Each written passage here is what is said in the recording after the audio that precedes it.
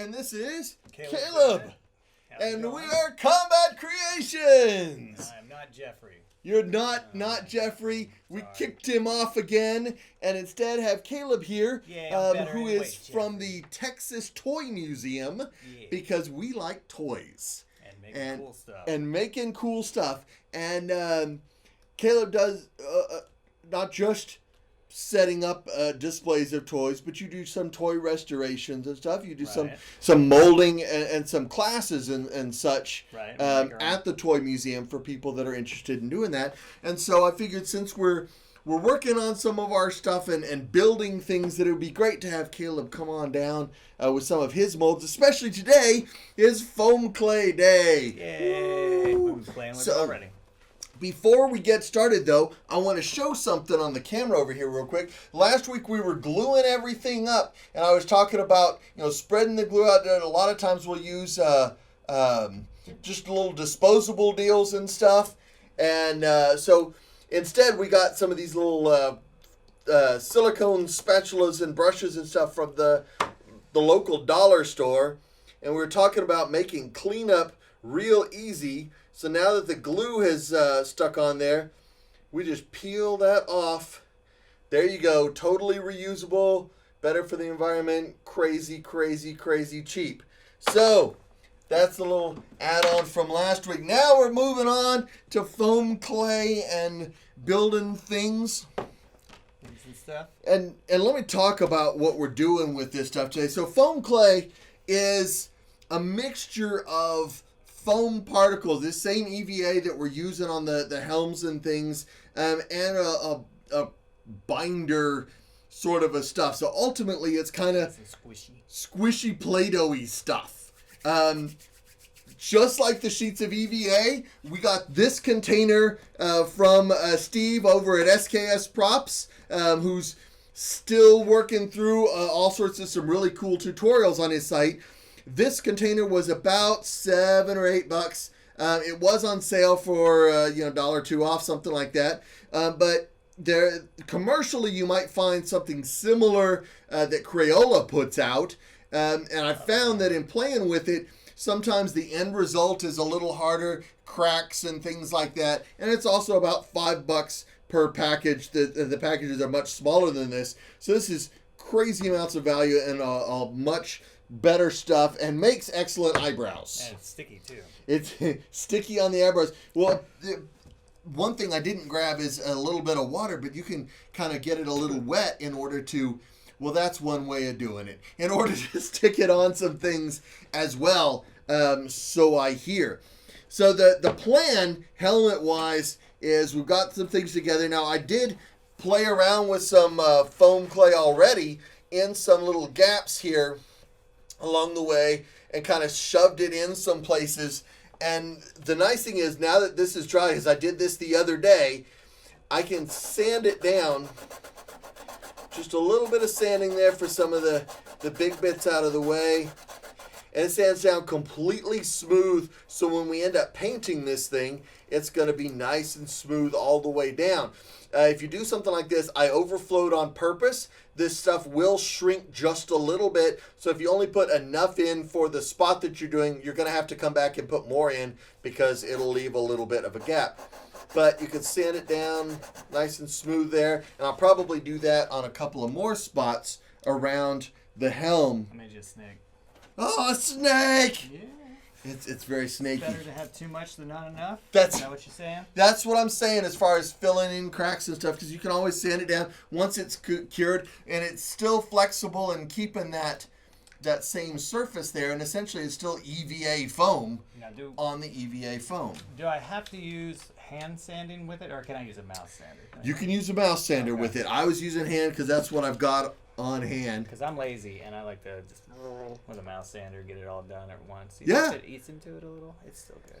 Yeah. And just before we started, so I'm actually going to get started a little bit on, I'm going to go on with some vines and sort of a elf flowery helm look and start making a little bit of that here. But one of the neat things that Caleb brought over is molds.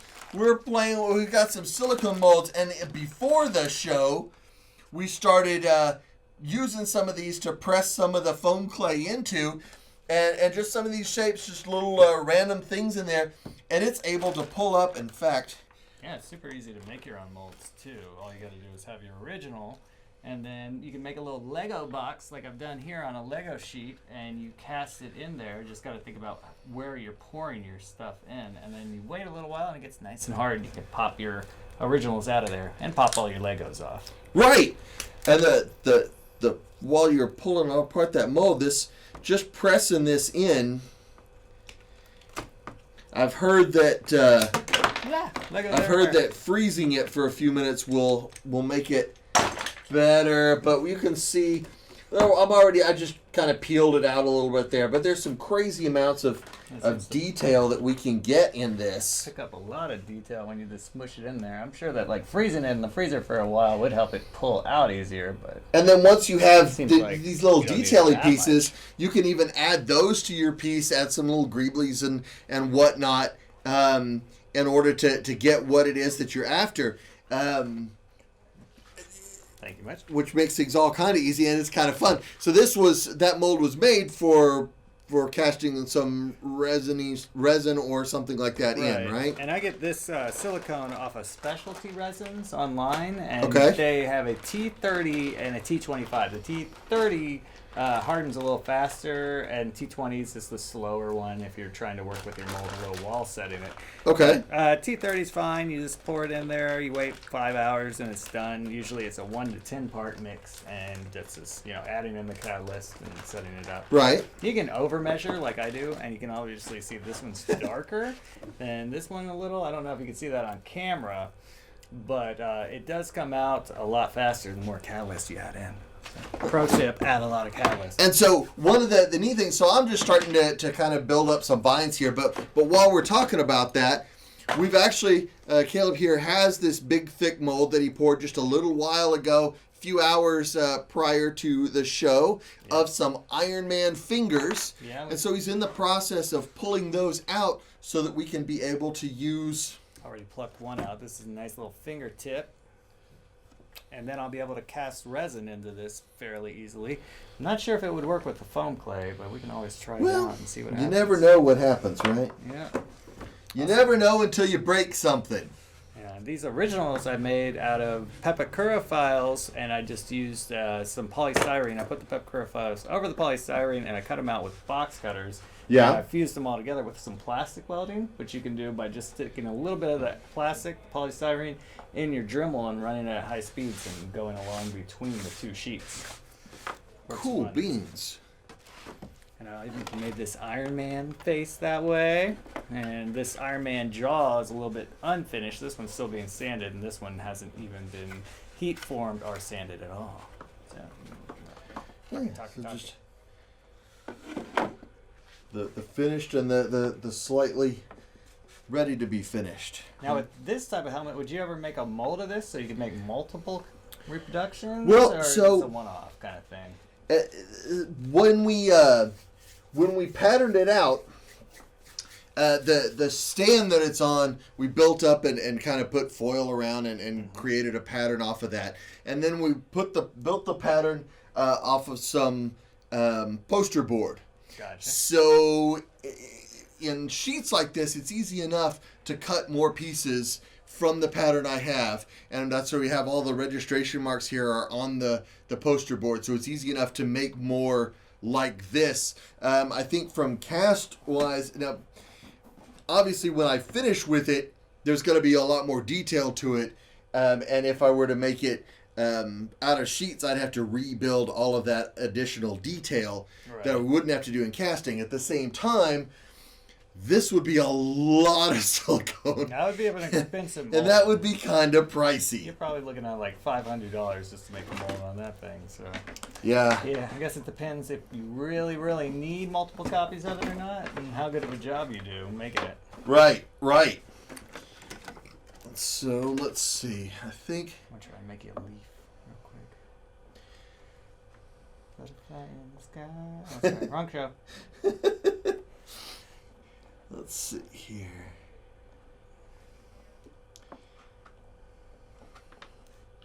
Jeffrey's just out playing, huh? Jeffrey normal is- viewers are just forgetting about him at this point. You know, I never can tell if Jeff's keeping track of the world or not. Do you think he's watching us right now? He could very well be watching us. He's judging You know, us. we are streaming online for folks that are like Jeffrey that are not even in town remotely. Made you a pretty leaf. Yeah, let me get a little bit more. As I'm pulling this out, I've got it in the Ziploc bag it came in and the container. This stuff does air dry, so if I want to keep the rest of it from being a big foam lump, I try and keep it out of the air as much as possible and just Probably a good idea. grab out what I need to grab out. Now, if they want to be cheap and use the Crayola stuff, is that a good option, or you wouldn't recommend it?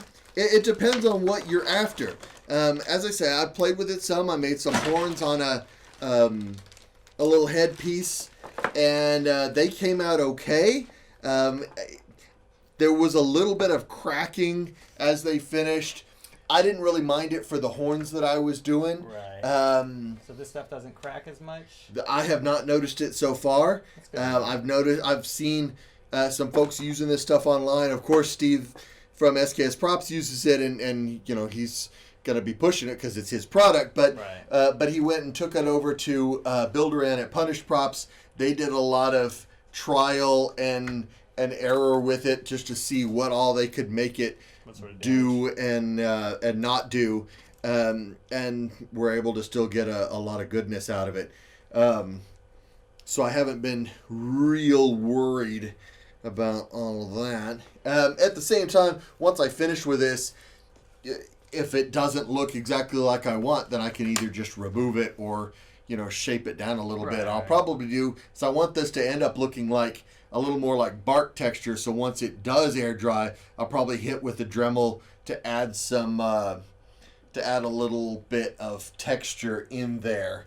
Just kind of blocking it out at the moment. Could you ever just take some bark from outside and kind of roll it on it to create the texture? That is definitely a thing that we could do. You would definitely want to do that well before it dried, Yeah. of course. So what is the dry time? I'm sorry. So the dry time that's advertised is 24 to 48 hours. So you got a good bit of working time. So you got some working time. I don't think that you're going to have working time for 24 hours. Nah. I think you're going to have working time for a couple of hours, but that's still plenty of time to do a good variety of things. Yeah, as long as you don't have Especially as severe quick as it- ADD. Especially as quick as it takes up, because the mold that we just pressed, you just press and pull out, and ta-da! It's got, Yeah, that works great. And I know it worked out real certain, well. Certain places will sell pre-made molds, like you can get them at Hobby Lobby or Joann's. You can definitely get pre-made molds all over, and not just the silicone molds work real well, but I would imagine since this stuff pulls out of the mold real easy, even candy molds could work for it, depending on exactly what you were after. That's true. You can have a bunch of teddy bears. That's right. Little gummy bears nobody can eat. Gummy bears. They'd be a good joke to hit somebody. Gummy bears. That used to be my favorite cartoon. They back didn't make in very the- many toys from it. They did They have. did. They had a series of toys, but they're pretty rare these days. I 'Cause liked. they were low production number. I like the bigger guy, Tummy Gummy. I was more into Shirt Tales. It's a very similar show. But Yeah, They had like a weird monkey guy that I really liked. I remember the monkey guy. He's kind of annoying, but whatever.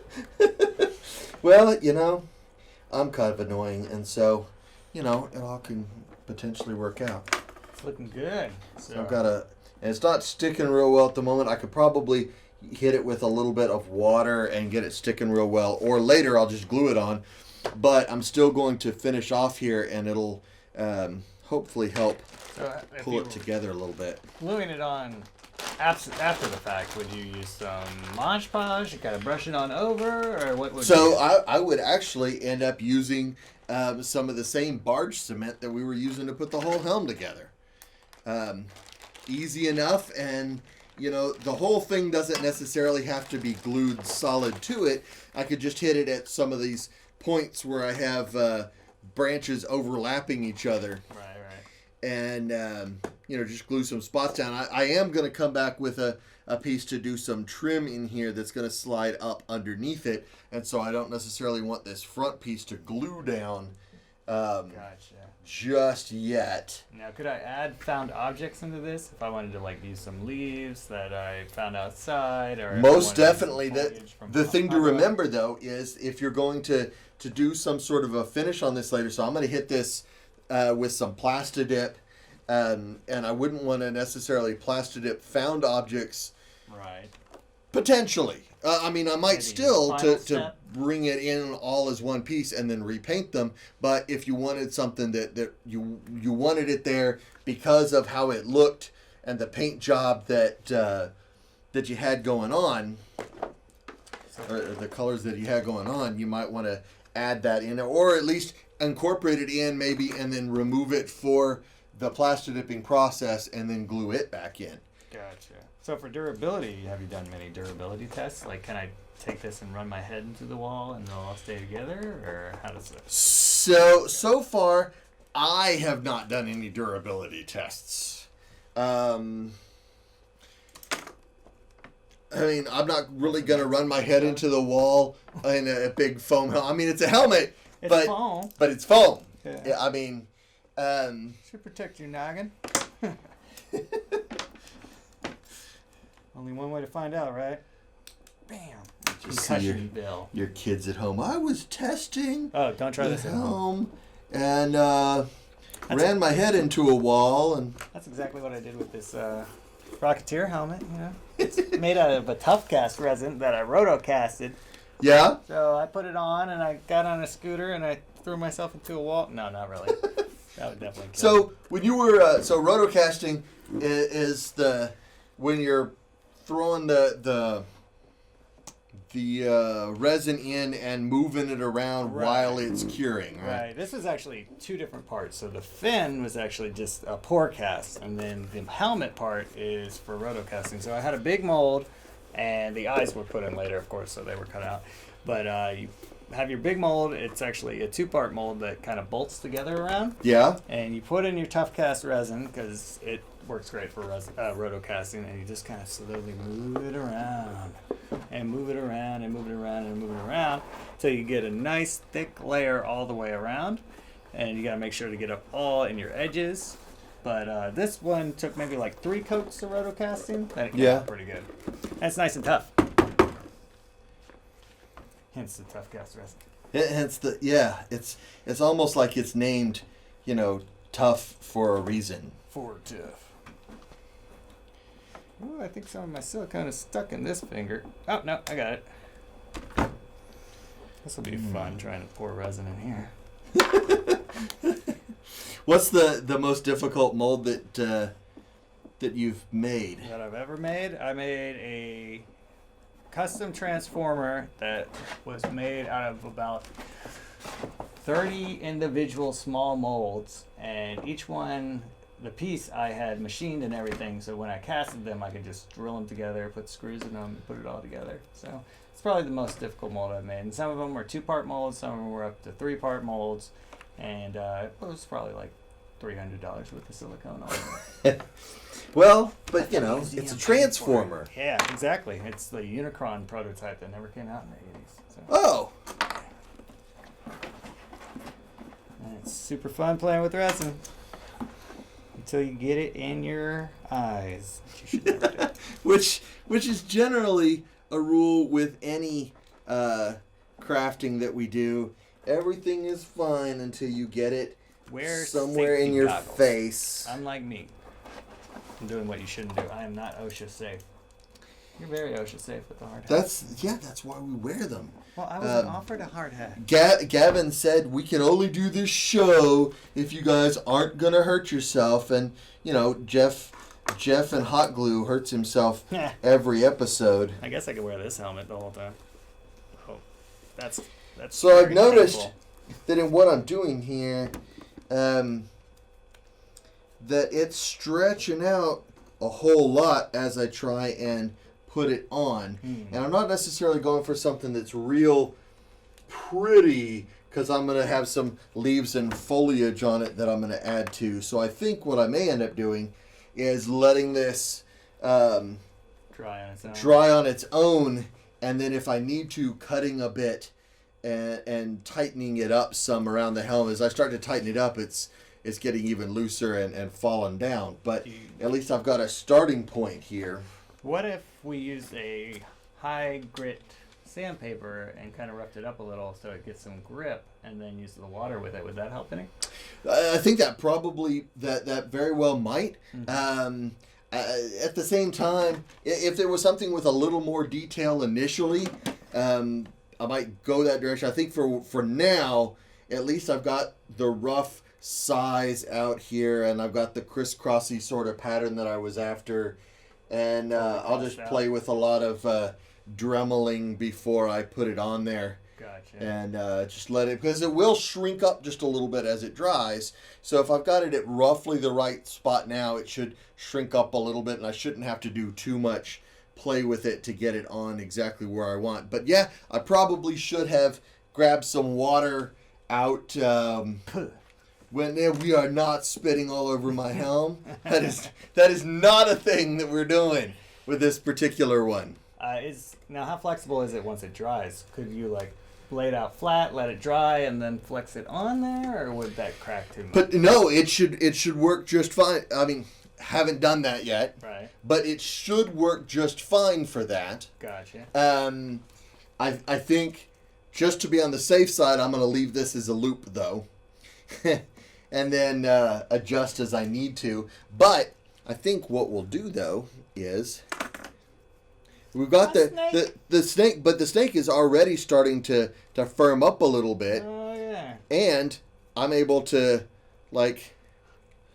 put it in a knot. Cool. So that would seem to say that yeah, we should be able to do stuff out flat and do whatever we want with it. I think time will tell. But we'll now, if you add water to it, does it retard the drying process a little, or how does that I don't affect think that does that. I think that lets you get a little more stickiness to it and a little more be able to smooth it out some, right? I don't think that it will actually slow down the dry time. Now, it is air dry, so I would guess that if you put it in enough water and, didn't have the access to the air, that it might, right. But I think at that point you're probably going to start dissolving the foam itself. Or we could suck all the oxygen out of the room, and then it would dry a lot slower. Yes, yeah. That in no way is that a bad idea. What we'll do is we'll have Jeff hold it when he's in here. Yeah, just in the room by and himself. as an example, we'll It's a good experiment. We'll experiment. We'll have the person in the room and the person outside the room. Should we take out some life insurance on him first? We should, whatever works. Yeah, whatever okay, works. that's it. How are you doing on that mold? I got all my fingertips out. All my fingertips are Nice, out. So we nice. can probably do a little testy on it. Testy. And we've got about a minute left. Let's do a quick testy. All right, going fast. Play with the testes. Running this joke into the ground. That's okay. That's exactly where it needs to go. Okay, we're just gonna do half fingertip. We're gonna press it. Half it. It's like Iron Man, but flexible. So Cheap. so not exactly like He definitely would not die. like the plush version of an Iron Man. Plushy man. Oh, I want to do a plush. I think it's gonna work. I think we could definitely use the freezer to help us get it out. We really could. But it seems to take the shape Yeah. of the whole thing. Where's our side camera? Side camera, You please. got side camera on your side too. I have side camera on my side, but it seems to take the shape pretty well. Side camera on my side. All right. Well, we're gonna go. Ha! See you next week. Bye. And Front continue crafting. Yeah, do that. That's it. Yeah.